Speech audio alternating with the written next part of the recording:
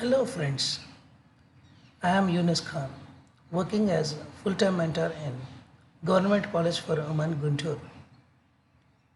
Today I am going to discuss about surface areas. Surface areas is a chapter left by most of the students in competitive exams because it is very difficult to remember the formulas. But if you can understand the concepts well, it is very easy to memorize the formulas. For every formula, there is a logic. So you have to understand the logic to remember the formulas. So let us start our topic, surface areas. Surface area refers to the area of the exposed surface of the three-dimensional solid. There are two types of surface areas. One is lateral surface area. It is also called curved surface area. The other one is total surface area. Let me explain you in detail. So lateral surface area is the area of four sides. Let us assume you are sitting in a classroom. You are surrounded by four walls.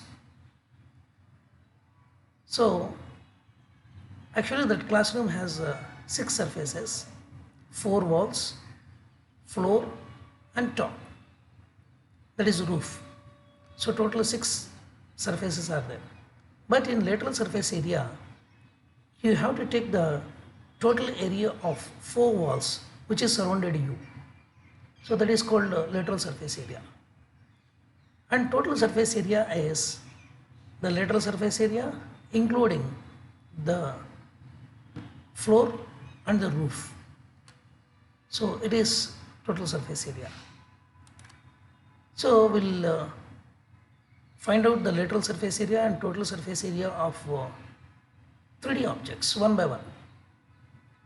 So first of all, we'll take cube. Cube is a 3D object of a square.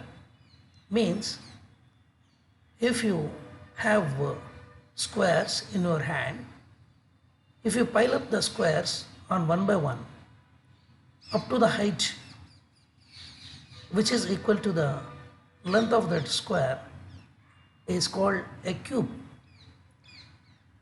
So cube has the dimensions, equal dimensions.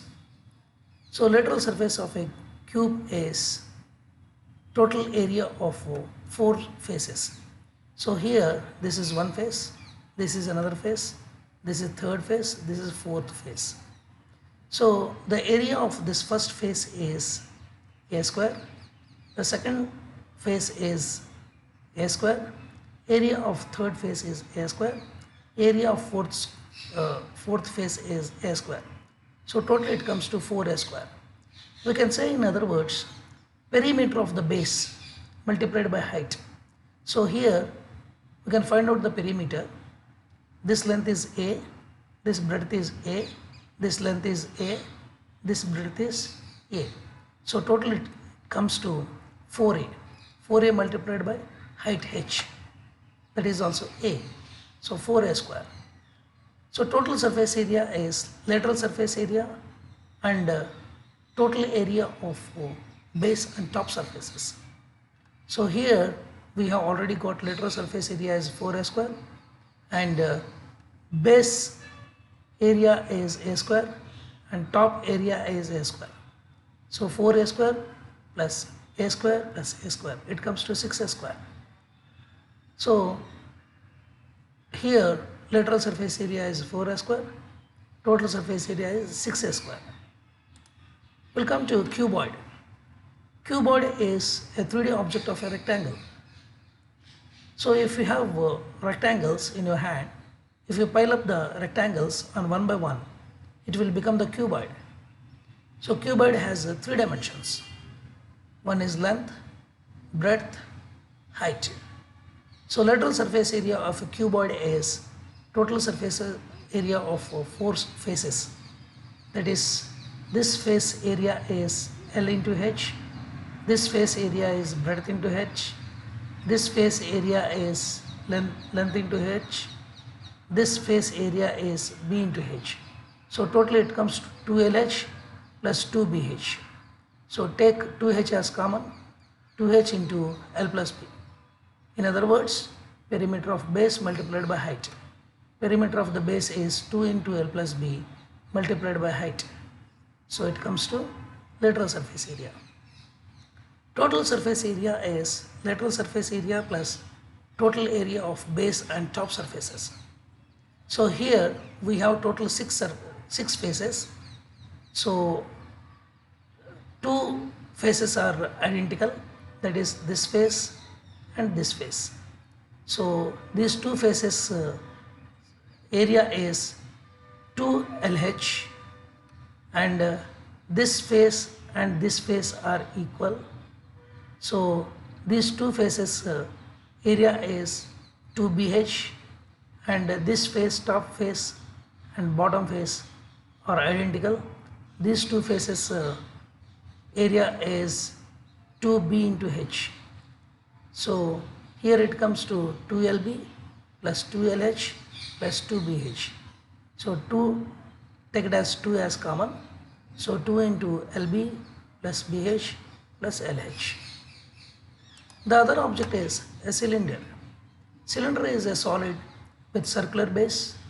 It can be of the shape of a pillar, a rubber tube, or a trunk, or a marker, etc. So cylinder has two dimensions. One is radius and the other one is height. So curved surface area of a cylinder is circumference multiplied by height. So here we take circumference of the base. Since the base is a circle, so circumference of a circle is 2 pi r. So 2 pi r multiplied by height h. So 2 pi r h.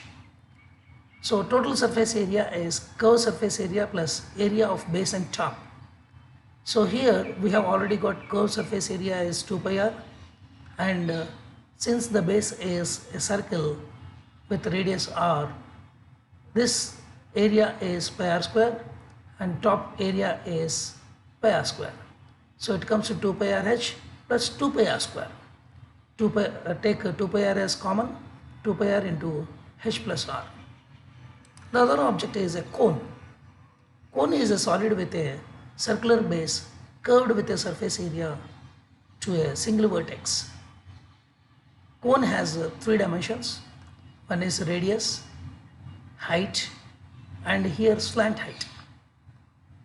Slant height is L square equal to h square plus r square as per the Pythagoras theorem. So curved surface area is semi-circumference multiplied by slant height. Why we have taken here semi-circumference is only we have one circle at the bottom. So semi-circumference of this circle with radius r is pi r and slant height is L. So it comes to pi r L. Total surface area is curved surface area plus area of base. So curved surface area of this cone is pi r L plus this base surface area is pi r square. So it comes to pi r L plus pi r square. So take pi r as common, pi r into L plus r. The other object is a sphere. Sphere is a set of points in space that are the same distance from a given point. This is a sphere. Here we have one dimension, that is radius. So curved surface area of a sphere is 4 times of a circle. So circle's area with radius r is pi r square. So 4 times is 4 pi r square. Here we don't have any flat area. So curved surface area is equal to total surface area. The other object is hemisphere. It is half of the sphere. Hemisphere has also got one dimension, that is radius. Here even height is also the same as the radius.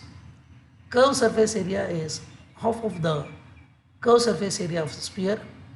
Curved surface area of a sphere is 4 pi r square.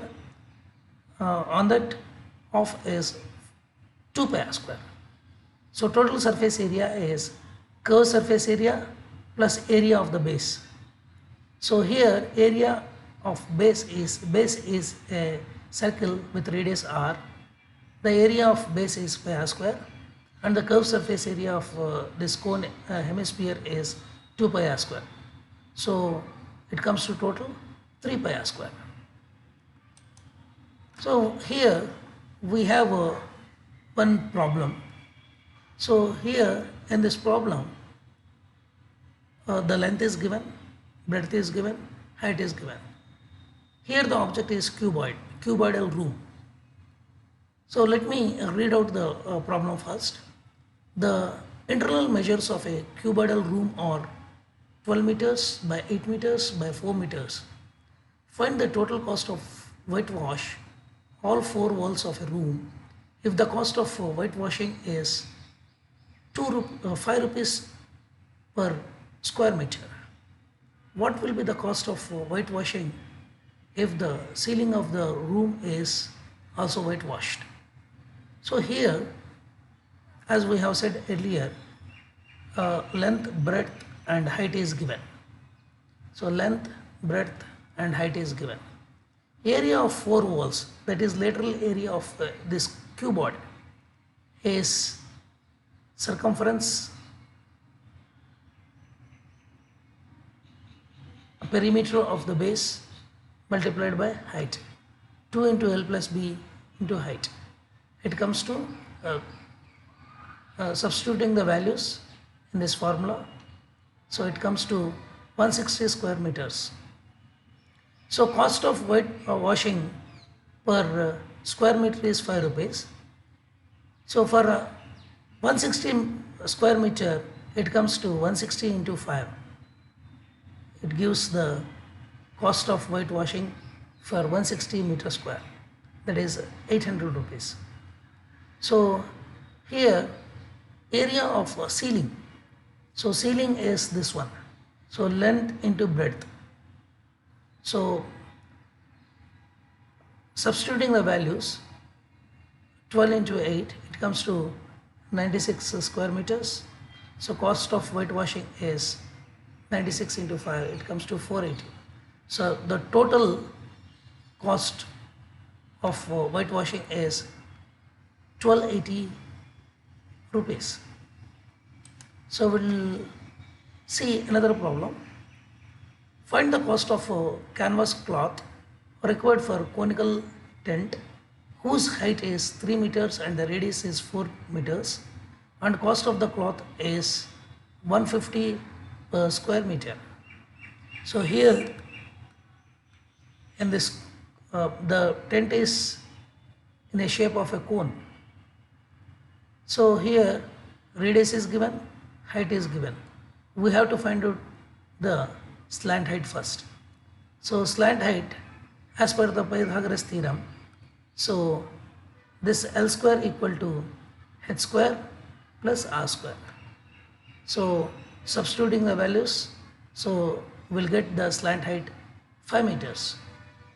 Curved surface area of a cone is pi rl. So substituting the values, it comes to